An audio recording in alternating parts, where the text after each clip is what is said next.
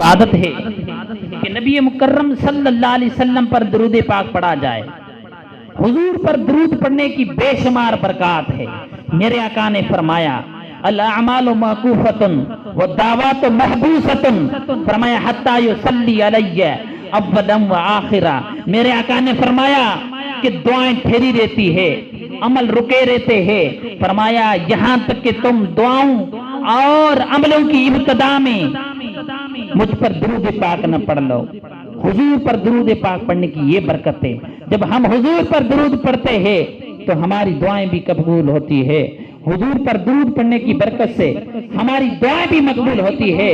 اللہ اکبر. درود حضور علیہ الصلوۃ والسلام پر کون کون درود پڑھتا ہے؟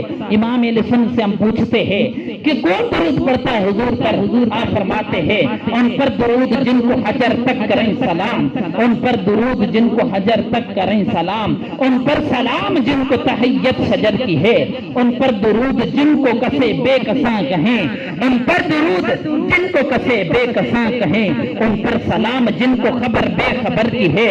جن و بشر سلام کو حاضر ہے السلام، یہ بارگاہ مالک جن و بشر کی ہے.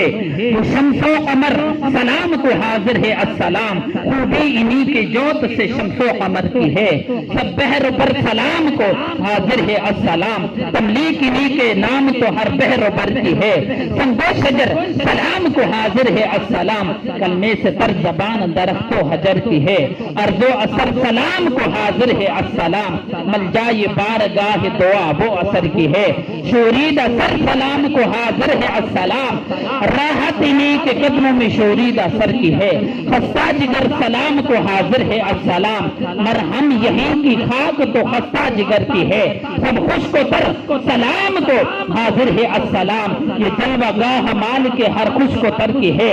سب کر و فر سلام کو حاضر ہے السلام، ٹوپی یہیں تو خاک پہ ہر کر و فر کی ہے. اہل نظر سلام کو حاضر ہے السلام، یہ گرد ہی تو سرما سب اہل نظر کی ہے. اور کہتے ہیں فرماتے ہیں امام کے ذکر خدا جو ان سے جدا چاہو نجدیو، واللہ واللہ واللہ واللہ ذکر حق نہیں کنجی سفر کی ہے. بد ہیں انہی کے ہے باغی نہیں ہے ہم، نجدین آئے اس کو یہ منزل خطر کی ہے. اور فرماتے ہیں کہ بے ان کے واسطے کہ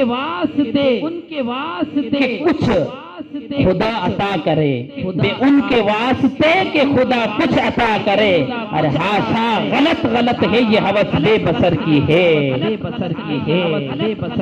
تو ہم کو چاہیے نبی مکرم صلی اللہ علیہ وسلم پر درود پاک پڑھیں اور اپنی زندگی اور آخرت کو سنواریں.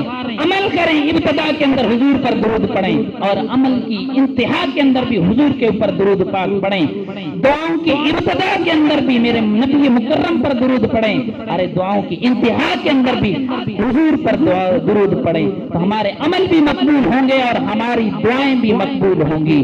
وآخر دعوانا الحمدللہ رب العالمین.